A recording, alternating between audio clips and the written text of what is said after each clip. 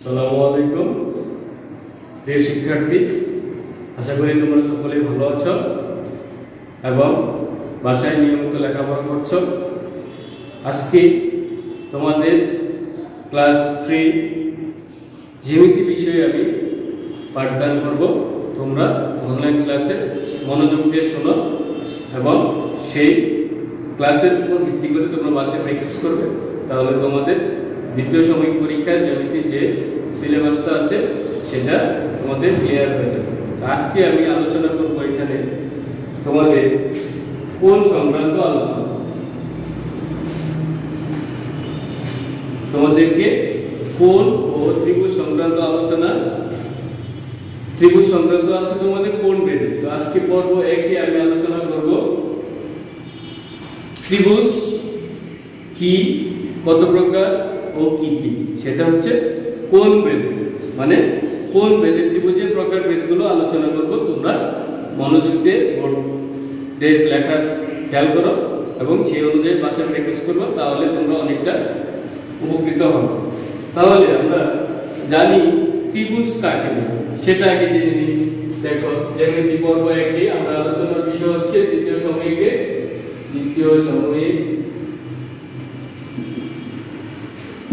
সাময়িকের syllabus কি আছে? কোণ ও ত্রিভুজ সংক্রান্ত আলোচনা। কোণ ও ত্রিভুজ সংক্রান্ত আলোচনা। আজকে আলোচনা করব ত্রিভুজ সংক্রান্ত বিষয় কি ভেদে? কোণ ভেদে। কোণ ভেদে, ঠিক আছে শিক্ষার্থী বন্ধুরা?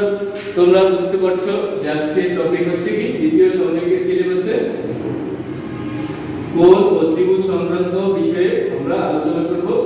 ত্রিভুজ নিয়ে আলোচনা করব। সেটা কি ভেদে ত্রিভুজ? কোণ ভেদে ত্রিভুজ। তাহলে দেখো, আগে আমরা জানবো ত্রিভুজ কি, বা ত্রিভুজ বলতে কি বোঝো, বা ত্রিভুজ কাকে বলে।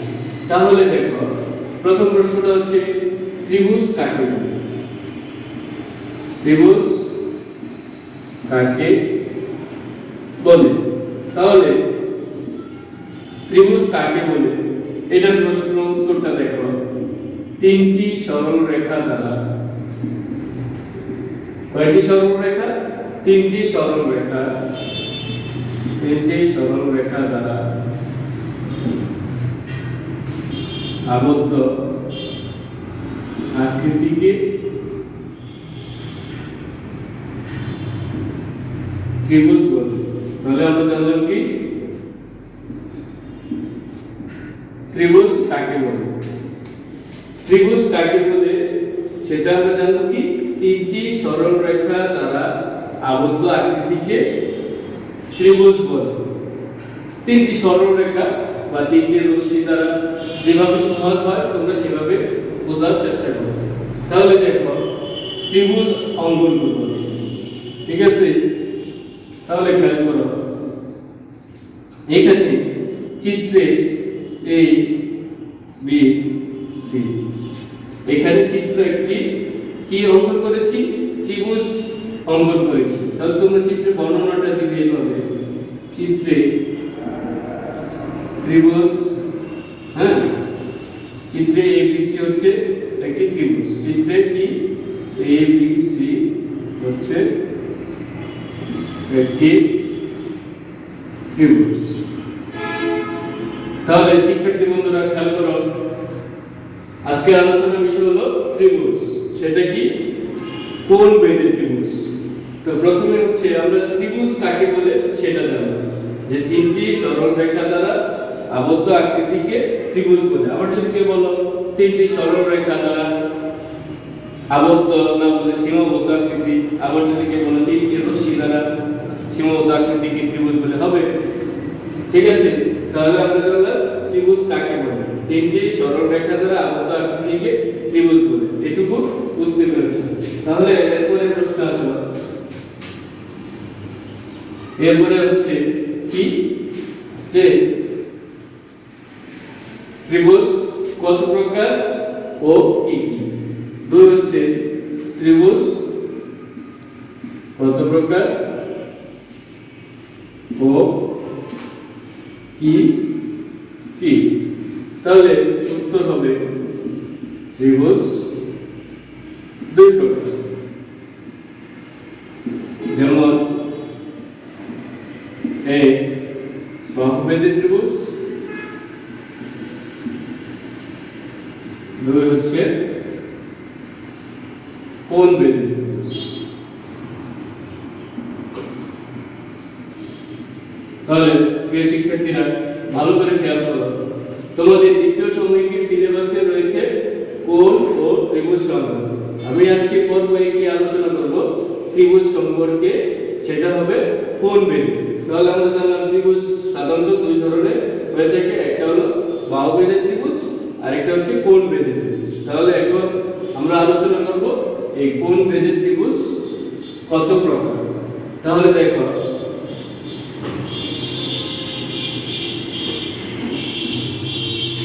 কোণবেদী ত্রিভুজ কত প্রকার, কোণবেদী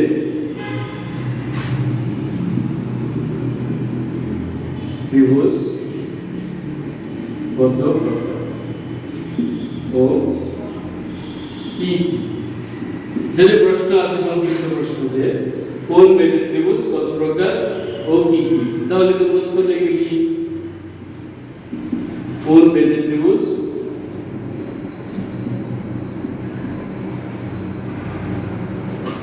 তিন প্রকার,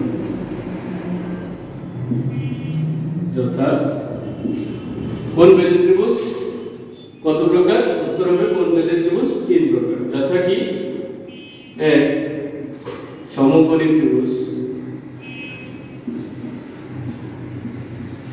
দুই সূক্ষ্মকোণী ত্রিভুজ,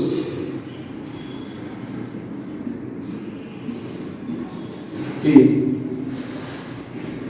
স্থূলকোণী ত্রিভুজ। কি হবে? তাহলে শিক্ষার্থী বন্ধুরা তোমরা ভালো করে খেয়াল করো, এখানে প্রশ্ন বলেছে কোণবেদী ত্রিভুজ কত প্রকার ও কি কি। তাহলে আমরা শুধু কোণবেদী ত্রিভুজ কত প্রকার ও কি কি সেটাই লিখব। যেমন কোণবেদী ত্রিভুজ তিন প্রকার, যথা এক সমকোণী ত্রিভুজ, দুই সূক্ষ্মকোণী ত্রিভুজ, তিন স্থূলকোণী ত্রিভুজ। এখন প্রশ্ন আসবে, কিন্তু প্রশ্নটার ধরন তোমাদেরকে অনুধাবন বা বুঝতে হবে। যেমন যদি বলে যে সমকোণী ত্রিভুজ কাকে বলে, তাহলে তোমাকে কি করতে হবে? প্রথমে সংজ্ঞা লিখতে হবে, এরপরে চিত্র আঁকতে হবে। তাহলে যদি সংজ্ঞা লিখতে বলে যে সমকোণী ত্রিভুজ কাকে বলে, তখন তোমরা কি করবে? প্রথমে সংজ্ঞা লিখবে, পরে অবশ্যই চিত্র আঁকতে হবে। আবার যদি প্রশ্ন শুধু বলে যে একটি সমকোণী ত্রিভুজ আঁকো বা 3 সেন্টিমিটার বা বিশিষ্ট একটি ত্রিভুজ আঁকো, হ্যাঁ, তাহলে তোমরা সেক্ষেত্রে শুধু চিত্রটা অঙ্কন করবে, ঠিক আছে? আর যদি সংজ্ঞা দিয়ে থাকে তাহলে অবশ্যই তোমাদেরকে সংজ্ঞা বা চিত্র আঁকতে হবে। শিক্ষার্থী বন্ধুরা আশা করি বুঝতে পেরেছো যে প্রশ্ন কিভাবে করলে কিভাবে উত্তর দিবা। তাহলে আমরা জানলাম কোণবেদী ত্রিভুজ কত প্রকার ও কি কি।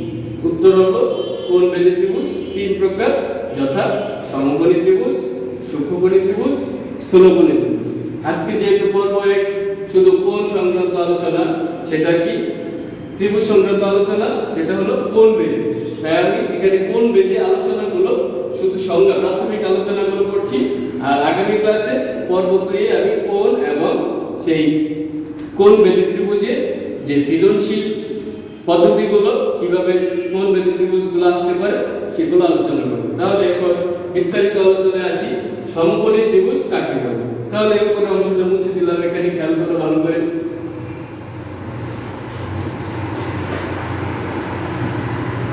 প্রথম প্রশ্নটা হবে যে সমকোণী ত্রিভুজ কাকে বলে। তোমরা অবশ্যই কি করবে? জ্যামিতি বক্স এর সাহায্যে পেন্সিল, কম্পাস ইত্যাদি ব্যবহার করে ত্রিভুজ আঁকার চেষ্টা করবে। তো প্রথম প্রশ্ন হচ্ছে সমকোণী ত্রিভুজ কাকে বলে? সমকোণী ত্রিভুজ কাকে? তাহলে দেখো উত্তর কি হবে? যে ত্রিভুজের একটি কোণ সমকোণ একটি কোণ সমকোণ বা 90 ডিগ্রি সমান, হ্যাঁ 90 ডিগ্রি সমান, যে ত্রিভুজের একটি কোণ সমকোণ বা 90 ডিগ্রি সমান এবং অপর দুইটি কোণ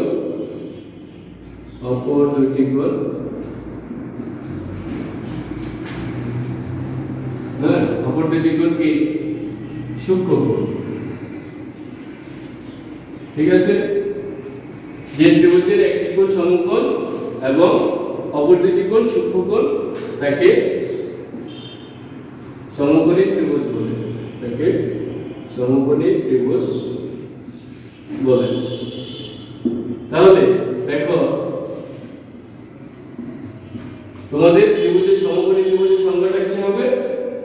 যে ত্রিভুজের একটি কোণ সমকোণ এবং অপর দুইটি কোণ সূক্ষ্মকোণ তাকে সমকোণী ত্রিভুজ বলে। তাহলে তোমরা পরীক্ষায় এই আন্ডারলাইন দেওয়া লাইনগুলো তোমরা লিখতে পারো। আমি এখানে সমকোণ মানে 90 ডিগ্রি সেটা উল্লেখ করে দিয়েছি, তোমরা এটা না লিখলেও চলবে। তাহলে এখন দেখো তোমরা অবশ্যই পেন্সিল কম্পাসের সাহায্যে অঙ্কন করার চেষ্টা করো। আমি এখানে ফ্রি হ্যান্ডে অঙ্কন করে দিচ্ছি, তোমরা একটু ভালো করে খেয়াল করো। তাহলে দেখো সমকোণী ত্রিভুজ,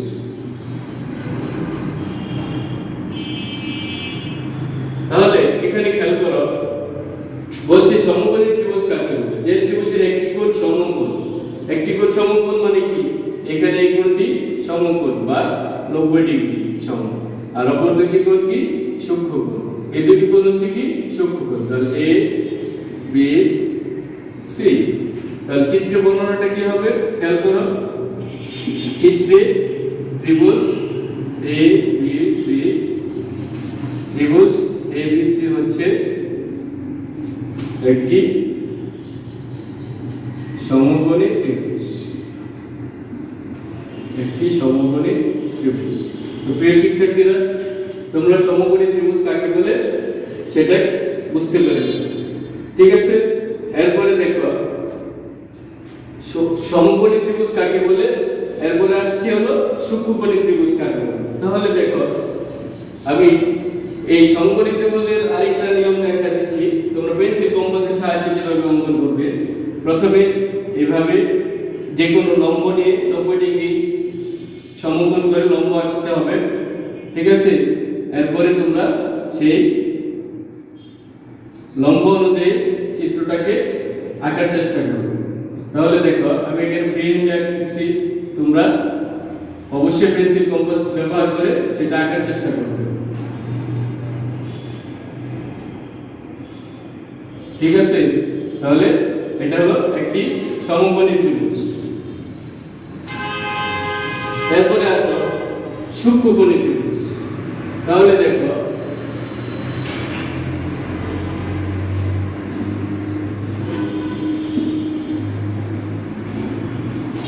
সূক্ষ্মকোণী ত্রিভুজ কাকে বলে? সূক্ষ্মকোণী ত্রিভুজ কাকে বলে?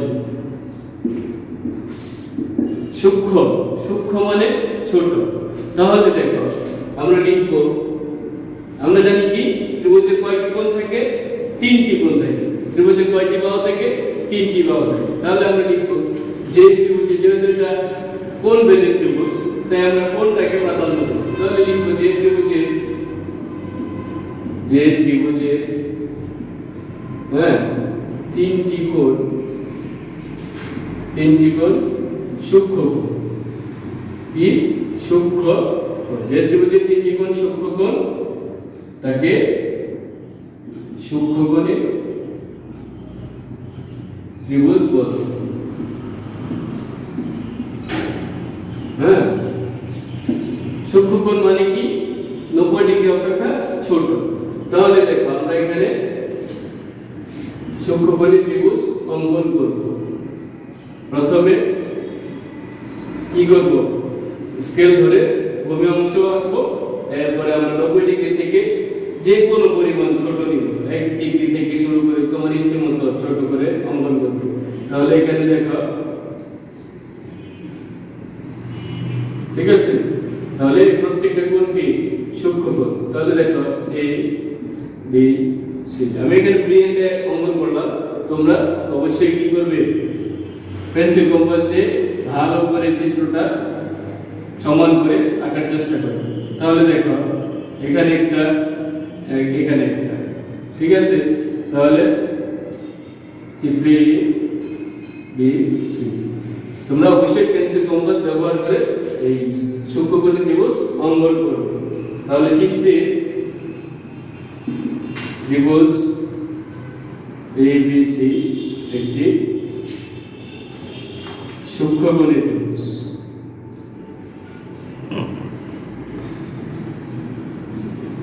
তাহলে আমরা জানলাম কি সূক্ষ্মকোণী ত্রিভুজ মানে হচ্ছে যে ত্রিভুজের প্রত্যেকটি কোণ সূক্ষ্মকোণ, অর্থাৎ 90 ডিগ্রি অপেক্ষা ছোট কোণ, তাকে আমরা সূক্ষ্মকোণ বলি। এরপরে আসো স্থূলকোণী ত্রিভুজ।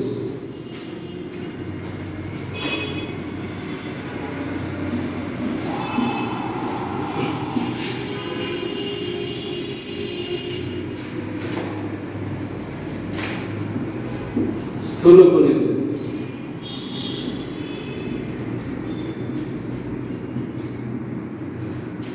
কাকে বলে? তাহলে খেয়াল করে এখানে উত্তর হবে কি, স্থূল মানে কি, যে 90 ডিগ্রি অপেক্ষা বড় হতে হবে। তাহলে 90 ডিগ্রি থেকে যদি 1 ডিগ্রি বড় হয় তাহলে সেটাকে আমরা স্থূলকোণ হিসেবে বিবেচনা করব। তাহলে স্থূলকোণী ত্রিভুজটা হচ্ছে যে ত্রিভুজের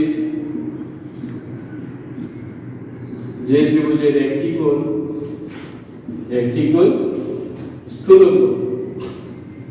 স্থূলকোণ, অর্থাৎ 90 ডিগ্রি অপেক্ষা বড়, যে ত্রিভুজের একটি কোণ স্থূলকোণ এবং অপর দুটি কোণ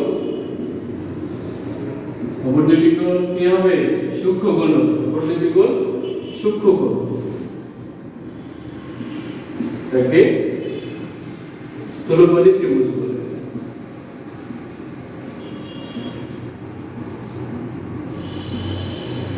প্রিয় শিক্ষার্থীরা, খেয়াল করো তোমরা, আমরা জানলাম কোণ বেদের ত্রিভুজ তিন প্রকার: সমকোণী ত্রিভুজ, সূক্ষ্মকোণী ত্রিভুজ, স্থূলকোণী ত্রিভুজ। এখন আমরা জানছি স্থূলকোণী ত্রিভুজ কাকে বলে। পরীক্ষা আসলে আমরা কি করব, এভাবে লিখব, যে ত্রিভুজের একটি কোণ স্থূলকোণ এবং অপর দুটি কোণ সূক্ষ্মকোণ, তাকে আমরা কি বলবো, স্থূলকোণী ত্রিভুজ বলবো। তাহলে দেখো প্রথমে ভূমি অংশ কি নিলাম, এরপর এখান থেকে একটা, তাহলে দেখো এখানে এ বি সি, ঠিক আছে। চিত্রের বর্ণনাটা কি হবে, চিত্রে তোমরা অবশ্যই পেন্সিল কম্পাস ব্যবহার করে অঙ্কন করবে। যেমন এখানে একটি 90 ডিগ্রি থেকে বড় কোণ, সেটা হলো কি এখানে স্থূলকোণ, বি বিন্দুটা হচ্ছে স্থূলকোণী বিন্দু। তাহলে এখানে চিত্রে ত্রিভুজ ABC হচ্ছে একটি কি কোণী ত্রিভুজ, একটি স্থূলকোণী ত্রিভুজ। প্রিয় শিক্ষার্থী বন্ধুরা, আশা করি আজকে জ্যামিতিক প্রথম পর্বে আলোচনার বিষয় যা আলোচনা করলাম তা তোমরা অনেকটাই বুঝতে পেরেছ, এবং আজকে যে কোণ বেদের ত্রিভুজ আলোচনা করলাম এগুলো সংজ্ঞা এবং চিত্র তোমরা অবশ্যই বাসায় প্র্যাকটিস করে রাখবে। যখন আমাদের স্কুল আবার পুনরায় ক্লাস শুরু হবে তখন আমরা তোমাদের সেই বাড়ি কাজের খাতাগুলো দেখে বুঝে নিব যে তোমরা কতটুকু অনুধাবন করতে পেরেছো। তাহলে এখন বাড়ি কাজ থাকবে তোমাদের কি, বাড়ি কাজ থাকবে হলো আজকে পড়া হচ্ছে কোণ বেদের